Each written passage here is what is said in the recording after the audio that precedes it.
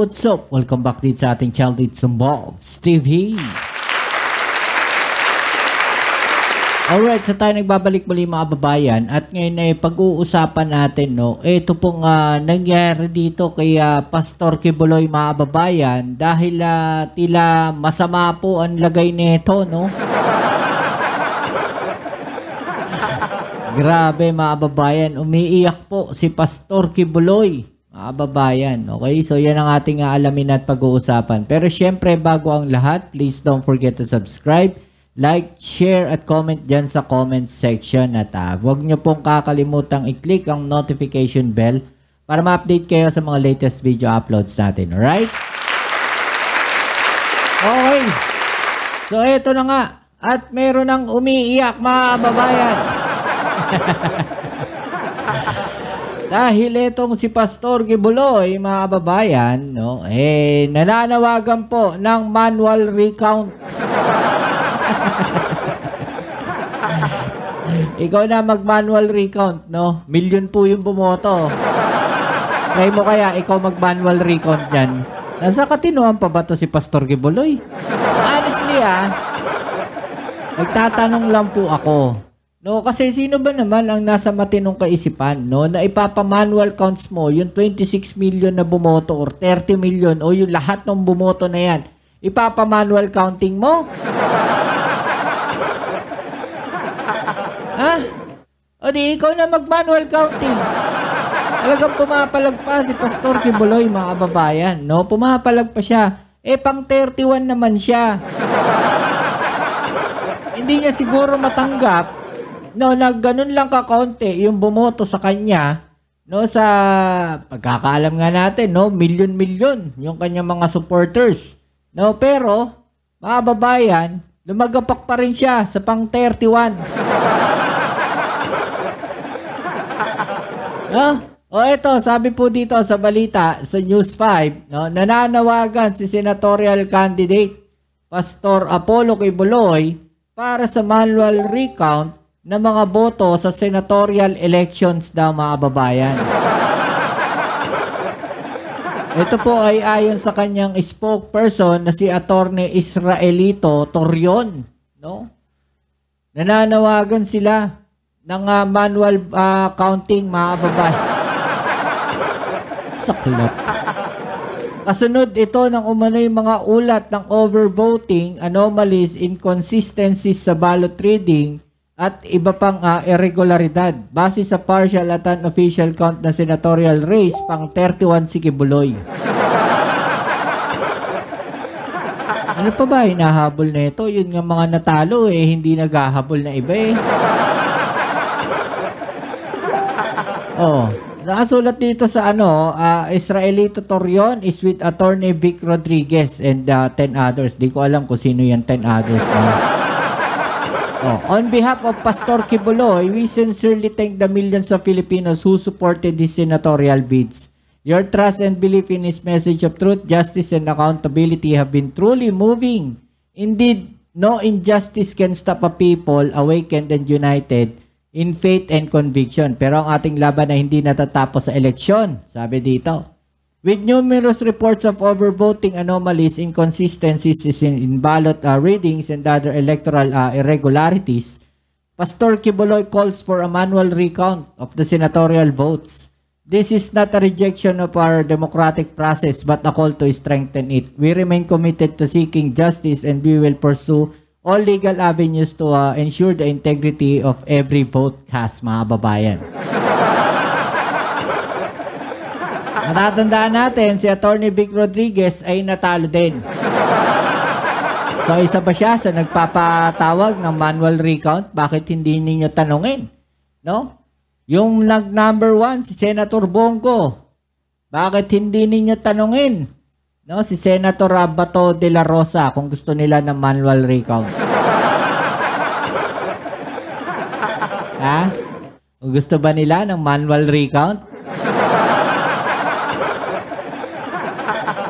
No, parang gusto ninyo mauupo na nga lang sila, no, manunumpa dahil talagang alago 'Di ba? Gusto pa ata ninyo mangyari, no, na ma-hold yung kanilang panunumpa dahil kailangan ng manual recount.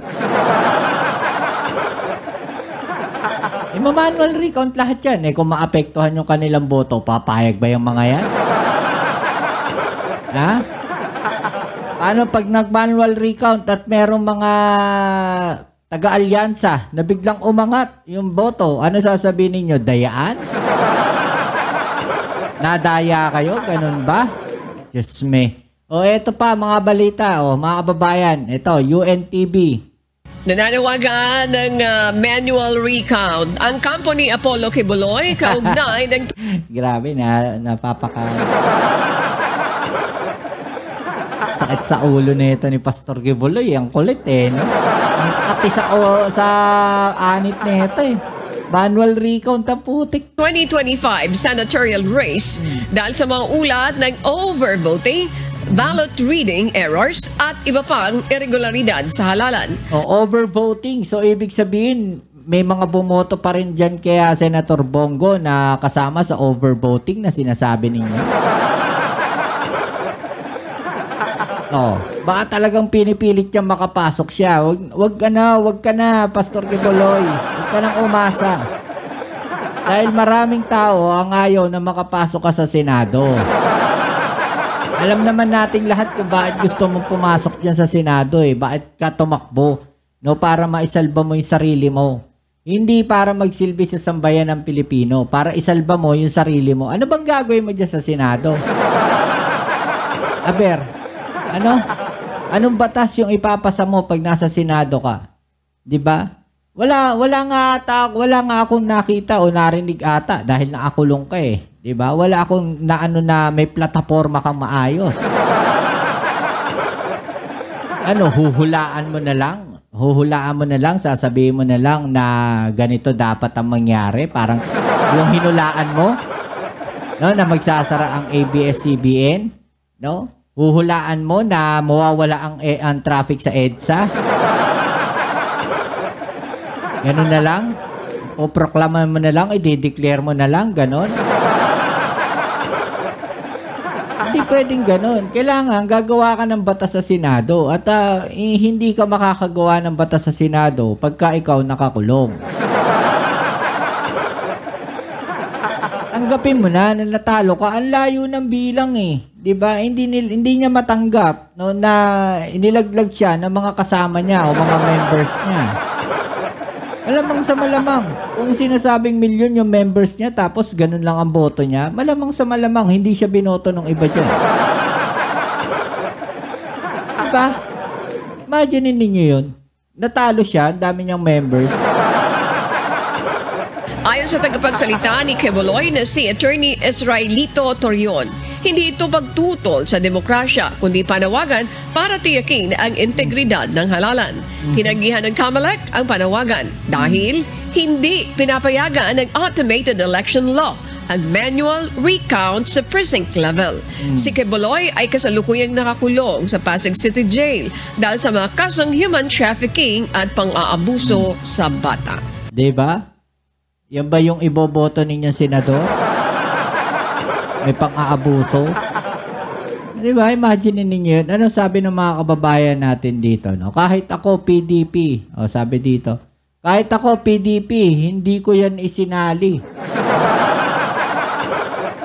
Ito, literal to. Nangyayari to. Yung sinasabi palagi. Pag nanalo, dinaya. Pag natalo, nandaya. Para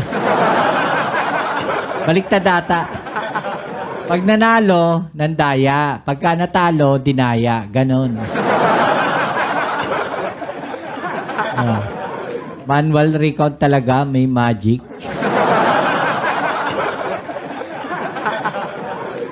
Ayaw. Sabi dito mga kababayan, we reject your motion, Your Honor. Ang nag-reject daw si Bato, si Go, at si Marcoleta. Grabe, no? Imagine ninyo, nagpapa-recount ka. Diba? Eto pa, No, Apollo Kibuloy humirit ng manual recount ng mga boto. Ano sabi ng mga tao dito? May defensya man alimantak ka ini. Ito, di na makukuha sa tableta ito. Kailangan operahan na. Ito yung sinasabi natin mga kababayan, no? Inilaglag ka ng mga kasama mo. Hindi lang yung mga kasama, pati yung mga pati mga members niya, hindi siya binoto. Diba? Hindi siya binoto ng mga members niya. Yun ang masakit dun eh. Diba? Yun ang masaklap dun. Kayo, payag ba kayo? No, na magpa-recount para lang nga magkaalaman kung pumasok sa Senado. Eto nga si Pastor Quiboloy. Papayag ba kayo dyan? Okay, so i-comment nyo lang po sa ibaba yung inyong mga opinion at atin yung pag-usapan, alright?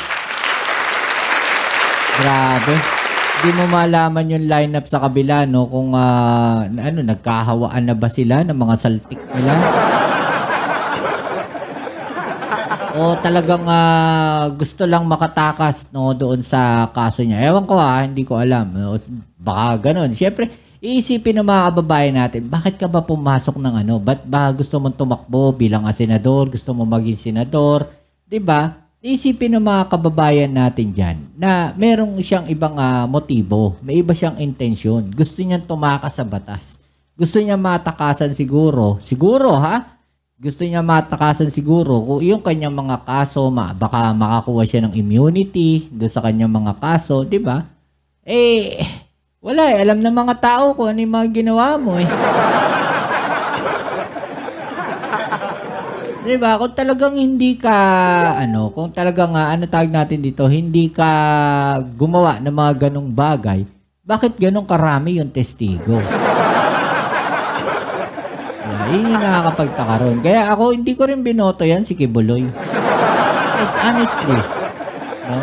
O kayo, ano masasabi ninyo dyan? I-comment sa ibaba ang inyong mga opinion at atin yung pag-usapan. Alright? Ayan, kinites tayo sa ating next video upload. Ito ang inyong Kuya Mobs sa Mobs TV. Peace. I'm out.